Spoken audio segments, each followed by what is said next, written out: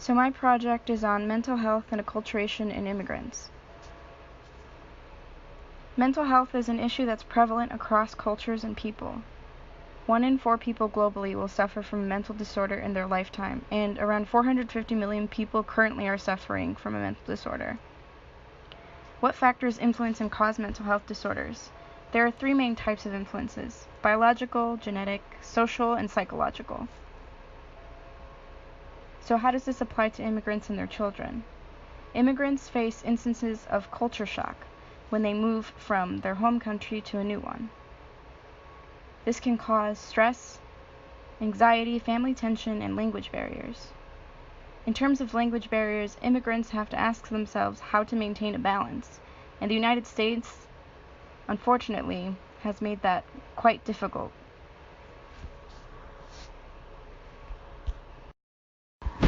Immigrants face instances of bilingual and multilingual intolerance.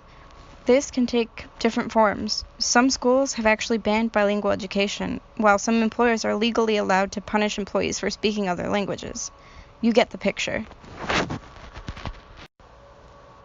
Mental health problems can pose larger issues for immigrant populations due to the fact that they're less likely to have the access to the solutions in education on mental health. They're less likely to seek out therapy and medication for likely treatable problems. That makes them more at risk than their native-born counterparts.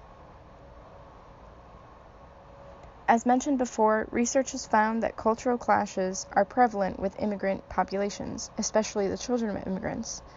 This is because children of immigrants are essentially caught between 2 worlds, that of their native country where their parent or parents are from, and the United States where they currently are living. Research has also found that identity problems are tied to worse mental health, which can manifest itself as a mood disorder such as depression or anxiety disorders. So, why should we care? Why should you care? We need to care because this is a huge portion that is ever growing of the United States population, and the children of immigrants are our next generation of scientists, leaders, politicians, and teachers. They have the potential to have a great positive influence on our future as a country. By providing mental health resources that are accessible and affordable, we can help immigrants and their children succeed, which will benefit everyone in the country as a whole in return. How exactly can we go about solving this problem? Well, there are a few things we can do. For education, we should fight to include training and development programs in grade schools, high schools, and colleges that help prepare teachers and professors to empathize and support their immigrant students. Doing so can foster and teach cultural appreciation. Differences among cultures and people are not inherently negative and shouldn't be viewed as such. Rather, cultural differences should be celebrated. Another thing we can improve on is not incorporating policies into education where we ban students from using different languages.